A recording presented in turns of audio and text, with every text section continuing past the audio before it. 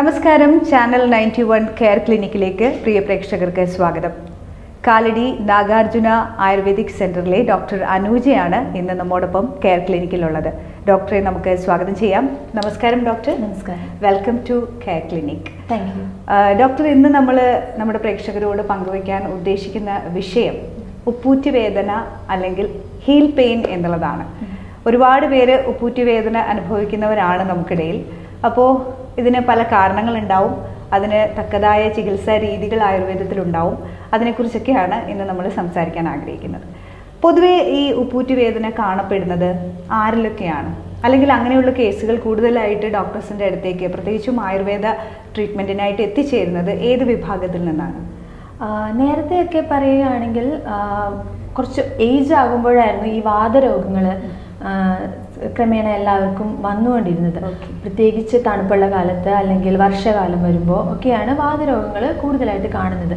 എന്നാൽ ഇപ്പോഴത്തെ ജനറേഷനിൽ പ്രായഭേദമന്യേ എല്ലാവർക്കും തന്നെ ഉപ്പൂറ്റി വേദന ഒരു പ്രധാന കംപ്ലൈൻ്റ് ആയിട്ട് നമ്മുടെ ഒ പിയിലും ഹോസ്പിറ്റലിലും ഒക്കെ ഹീൽ പെയിൻ ഉണ്ട്, അല്ലെങ്കിൽ കാൽപാദത്തിന് വേദനയുണ്ട്, അല്ലെങ്കിൽ കാൽക്കുഴ വേദനയാണെന്നൊക്കെ പറഞ്ഞിട്ട് അതിനൊരു ഏജ് ബാരിയർ ഒന്നുമില്ല. എല്ലാ പ്രായത്തിൽപ്പെട്ട ആൾക്കാരും നമ്മുടെ അടുത്ത് ഇപ്പോൾ വരുന്നുണ്ട്. തീർച്ചയായിട്ടും. എന്തൊക്കെ കാരണങ്ങൾ കൊണ്ടായിരിക്കാം ഒരാൾക്ക് ഉപ്പൂറ്റി വേദന ഉണ്ടാവുന്നത്? ഇതിന് റീസൺ ഉണ്ടാവുമല്ലോ. ചിലപ്പം വീണിട്ടുണ്ടാവുന്നത്, ചതവ്, ഒടിവ് അതിൻ്റെയൊക്കെ ഭാഗമായിട്ട് വരുന്നതല്ലാതെ മറ്റെന്തെങ്കിലും ഉള്ളിലുള്ള ശാരീരികമായിട്ടുള്ള മറ്റെന്തെങ്കിലും ഒരു കാരണമുണ്ടോ ഈ ഉപ്പൂറ്റി വേദനയ്ക്ക്?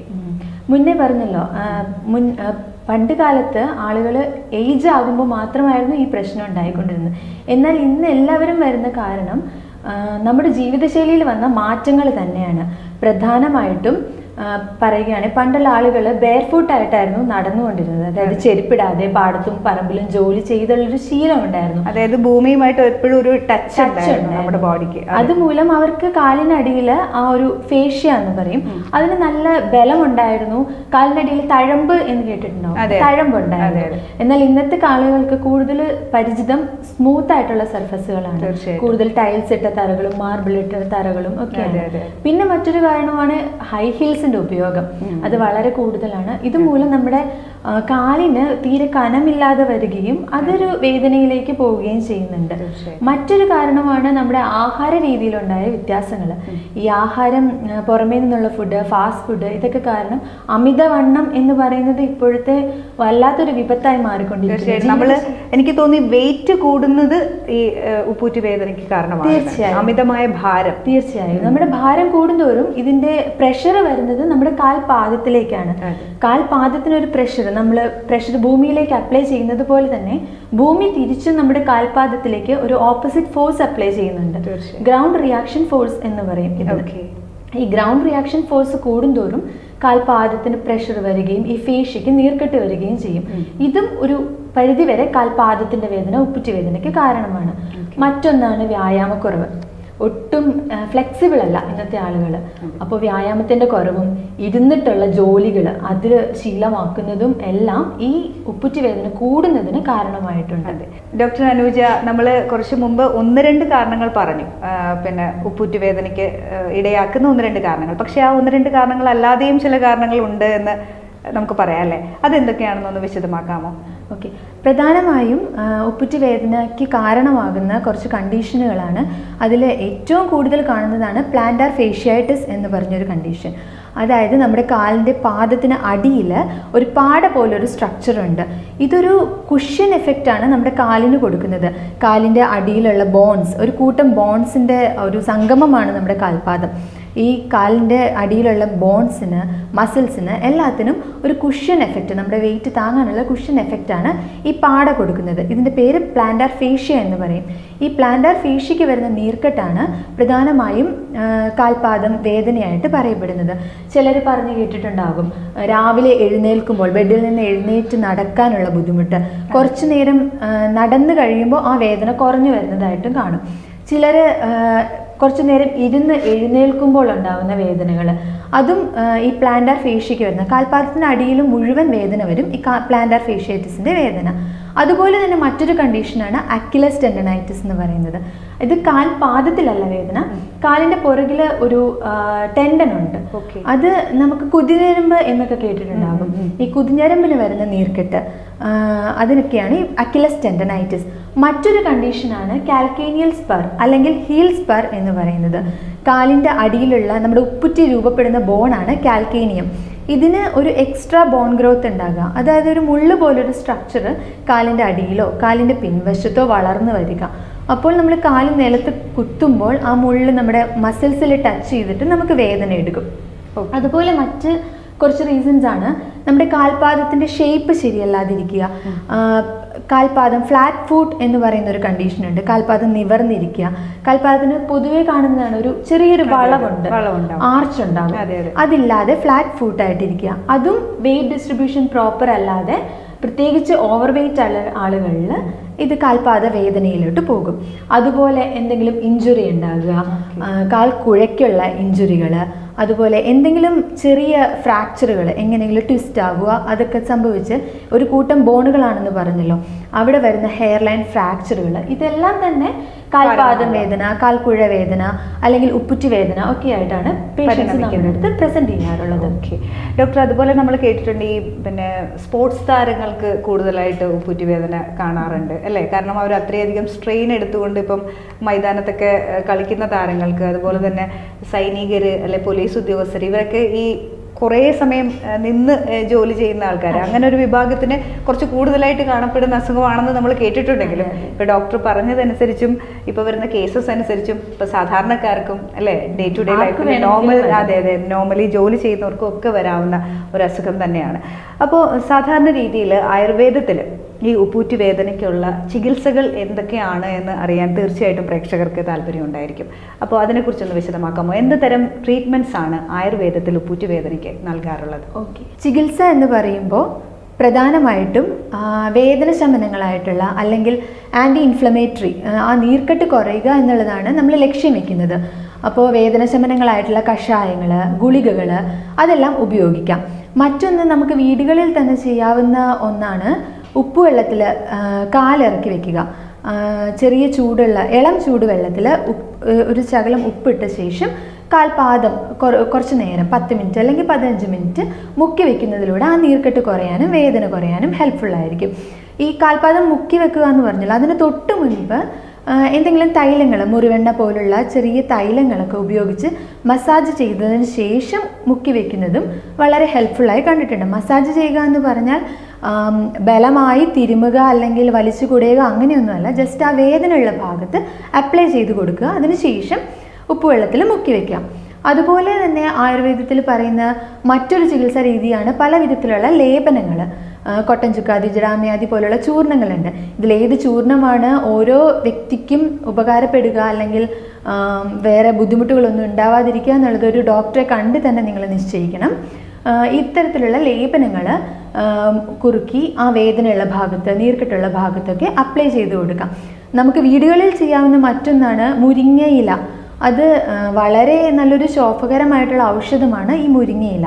മുരിങ്ങയുടെ തളിരില കുറച്ച് കല്ലുപ്പോ എന്തെങ്കിലും ചേർത്ത് അരച്ച് ഈ വേദനയുള്ള ഭാഗത്ത് അപ്ലൈ ചെയ്യുന്നത് നീർക്കെട്ട് വലിയാനും വേദന കുറയാനും വളരെ ഹെൽപ്ഫുള്ളായിരിക്കും. മറ്റൊന്ന് ചികിത്സാ രീതിയാണ് അഗ്നികർമ്മം എന്ന് പറയും. ആയുർവേദത്തിലെ എക്സ്ക്ലൂസീവായിട്ടുള്ള ഒരു ചികിത്സാ രീതിയാണ്.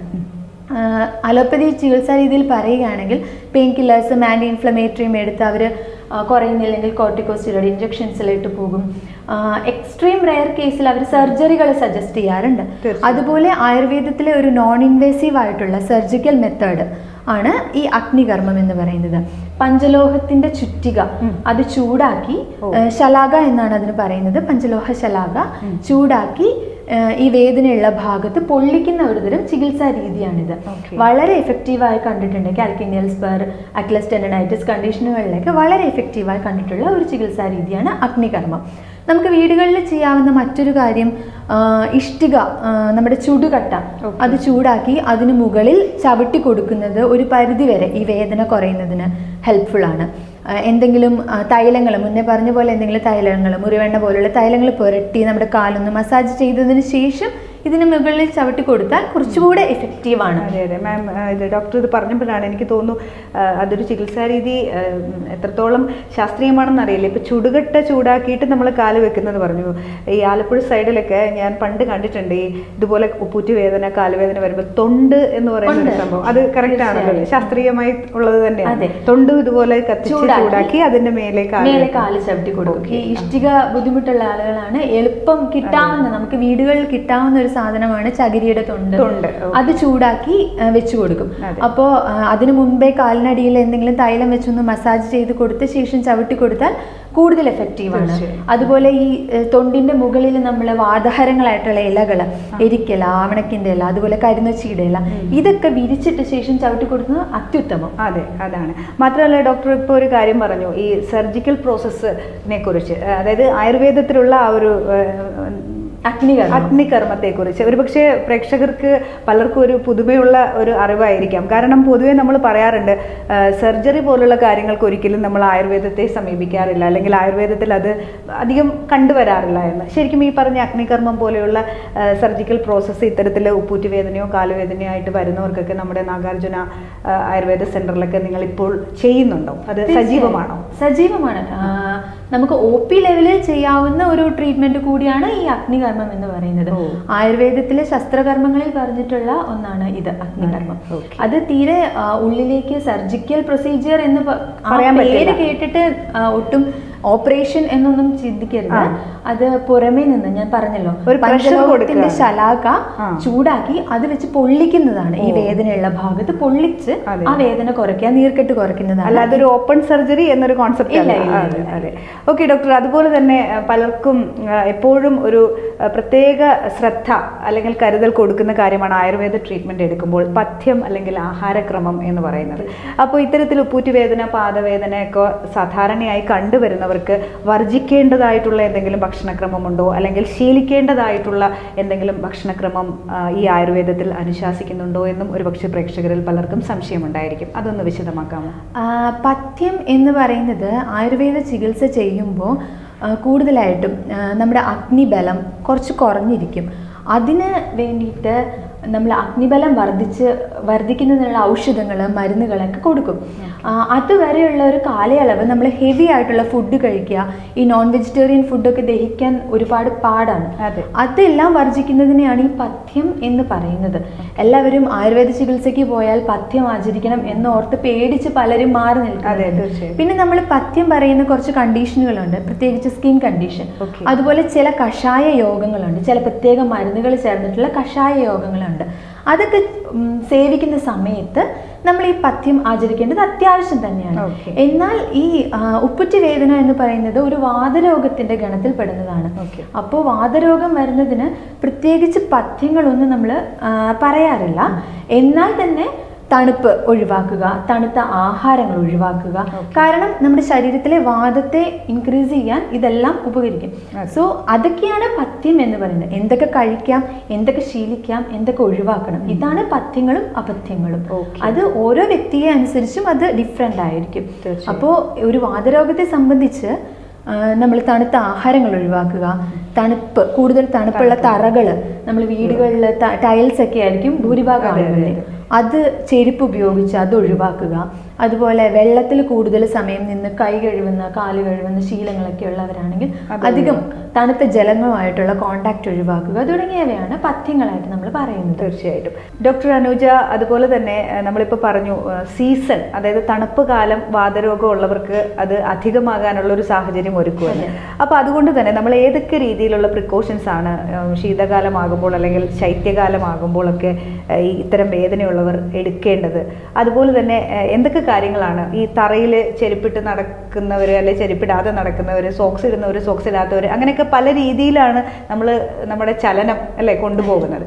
അതിൽ ശ്രദ്ധിക്കേണ്ടുന്ന കാര്യങ്ങൾ എന്തൊക്കെയാണെന്നൊന്ന് പറയാമോ? കേരളത്തിൽ പറയുകയാണെങ്കിൽ എക്സ്ട്രീം വെതർ കണ്ടീഷൻസ് വളരെ കുറവാണ്. തണുപ്പ് കാലം എന്നല്ല, നമുക്ക് വർഷകാലമാണ് പ്രധാനപ്പെട്ട തണുപ്പ് വരുന്ന ഒരു കാലം. അപ്പോൾ ആയുർവേദത്തിൽ എപ്പോഴും നമ്മൾ പഞ്ചകർമ്മ തെറാപ്പികൾ ചെയ്യുമ്പോൾ പറയുന്നത് ഈ മഴക്കാലത്തിന് മുന്നേ ചെയ്യണം. നമ്മുടെ വെതർ ഒരു എക്സ്ട്രീം ചൂടുള്ള കണ്ടീഷനിൽ നിന്ന് എക്സ്ട്രീം തണുപ്പിലേക്ക് പോകുന്നത് ആ മാർച്ച് ഏപ്രിൽ കാലഘട്ടം കഴിഞ്ഞ് ജൂണിലേക്ക് പോകുമ്പോഴാണ്. അപ്പോൾ അതാണ് പഞ്ചകർമ്മം ചെയ്യാൻ ഏറ്റവും പ്രധാനപ്പെട്ട ഒരു കാലം എന്ന് പറയുന്നത്. വീടുകളിൽ തണുപ്പ് ഒഴിവാക്കാൻ ചെയ്യേണ്ടുന്ന കാരണം നമ്മൾ അകത്ത് ചെരുപ്പിട്ട് ശീലിക്കുക എന്നുള്ളതാണ്.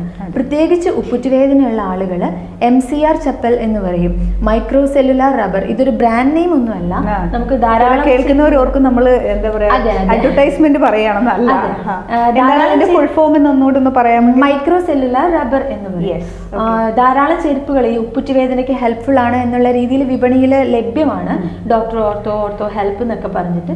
പക്ഷെ ഇതല്ല, മൈക്രോ സെല്ലുലാർ എന്ന് പറഞ്ഞ് ആ റബ്ബർ വെച്ചുണ്ടാക്കിയ ചെരുപ്പ്, അത് വെച്ച് ഉപയോഗിക്കുന്നത്. അത് വീടിനകത്തും പുറത്തും ഈ ഉപ്പുറ്റുവേദന അല്ലെങ്കിൽ കാൽപാദ വേദന ഉള്ളവര് ഈ ചെരുപ്പ് ഉപയോഗിക്കുന്നത് വളരെ ഹെൽപ്ഫുൾ ആണ്. ഈ റബ്ബറിന്റെ പ്രധാന ഉപയോഗ കാരണം എന്ന് പറഞ്ഞിട്ടുണ്ടെങ്കിൽ ഈ ഗ്രൗണ്ട് റിയാക്ഷൻ ഫോഴ്സ് കുറയ്ക്കാൻ ഈ റബ്ബർ ഉള്ള ചെരുപ്പ് ഹെൽപ്ഫുൾ ആണ്. പിന്നെ മറ്റൊരു റീസൺ എന്ന് പറഞ്ഞാൽ ഹൈ ഹീൽസ് ഒക്കെ ഉപയോഗിക്കുന്ന ആളുകള് മാക്സിമം റെസ്റ്റ് കൊടുക്കുക. ചിലർക്കത് ഒരു ജോലിയുടെ ഭാഗം കൂടി ആയിരിക്കും. ചിലപ്പോൾ ഈ മോഡലിംഗ് ഫാഷൻ രംഗത്തൊക്കെ ഉള്ളവരാണ് ഇപ്പൊ കൂടുതലും ഹൈ ഹീൽ ഉപയോഗിക്കുന്നത്. പക്ഷെ അത് ആ സമയത്ത് മാത്രം ഉപയോഗിക്കുക. ബിക്കോസ് നമ്മുടെ കാലിന്റെ പാദത്തിന്റെ സ്ട്രക്ചർ തന്നെ അതിടുമ്പോൾ ഒരു മാറ്റം വരുന്നുണ്ട്. കൂടുതൽ ആളുകളെ ഇംപ്രോപ്പർ സൈസ് ഉള്ള ചെരുപ്പുകൾ ഉപയോഗിക്കുന്നത്, പ്രോപ്പർ സൈസ് ഉള്ള ഷൂകള് ചെരുപ്പുകൾ ഉപയോഗിക്കുക. ഫ്ലാറ്റ് ചപ്പൽസ് കുറച്ചുകൂടി നല്ലതായിരിക്കും അല്ലെ? ഫ്ലാറ്റ് ടൈപ്പ് വീതി ഉള്ളതുമായിട്ടുള്ള നല്ലതായിരിക്കും കൂടുതൽ. പിന്നെ ഫ്ലാറ്റ് ഫൂട്ട് ഉള്ള ആളുകളുടെ കാര്യം പറഞ്ഞല്ലോ, അങ്ങനെയുള്ള ആളുകൾക്ക് ഈ ചെരുപ്പിന്റെ ഉള്ളിൽ ഉപയോഗിക്കാവുന്ന ഷേപ്പ് കറക്റ്റ് ആർച്ച് കറക്റ്റ് ചെയ്യാവുന്ന രീതിയിലുള്ള സാധനങ്ങൾ ഉപയോഗിക്കാം. ഷൂസിന്റെ ഉള്ളിൽ ഇൻസോൾസ് ഉപയോഗിക്കാം. ഇതെല്ലാം തന്നെ നമ്മുടെ ചെരുപ്പ് വഴി വേദനകൾ ഒന്ന് കുറയ്ക്കാൻ സഹായിക്കുന്നതാണ്. ഓക്കെ ഡോക്ടർ, അതുപോലെ ഇനിയും ഇത്തരത്തില് ഉപ്പൂറ്റുവേദന അല്ലെ കാൽപാദ വേദനയൊക്കെ ഉള്ളവർക്ക് അത് കുറച്ച് റെഡ്യൂസ് ചെയ്യാനായിട്ട് സഹായകരമായിട്ടുള്ള എക്സസൈസിനെ കുറിച്ചും ഒരുപക്ഷെ പ്രേക്ഷകർക്ക് അറിയാൻ താല്പര്യമുണ്ടായിരിക്കും. ഏതൊക്കെ രീതിയിലുള്ള വ്യായാമങ്ങളാണ് ഇത്തരത്തിൽ വേദനകൾ കുറയ്ക്കുവാൻ നമ്മളെ സഹായിക്കുന്നത് എന്നൊന്ന് പറയാമോ? ഓക്കെ, നമ്മൾ നേരത്തെ പറഞ്ഞല്ലോ, മരുന്നുകൾ ഉള്ളിലേക്ക് കഴിക്കുന്നതും പുറമെ ചികിത്സാ രീതികൾ ചെയ്യുന്നതും വളരെ ഇമ്പോർട്ടൻ്റ് ആണ്. അതിനേക്കാൾ വളരെ ഇമ്പോർട്ടൻ്റ് ആണ് നമ്മൾ വേദന വരാതെ സൂക്ഷിക്കുക എന്നുള്ളത്. Prevention is better than cure. Definitely. അപ്പോൾ വേദനയുള്ള ആളുകളായിക്കോട്ടെ ഇല്ലാത്തവരായിക്കോട്ടെ എപ്പോഴും നമ്മുടെ കാൽപാദത്തിന് എക്സസൈസ് കൊടുക്കുന്നത് ശ്രദ്ധിക്കണം.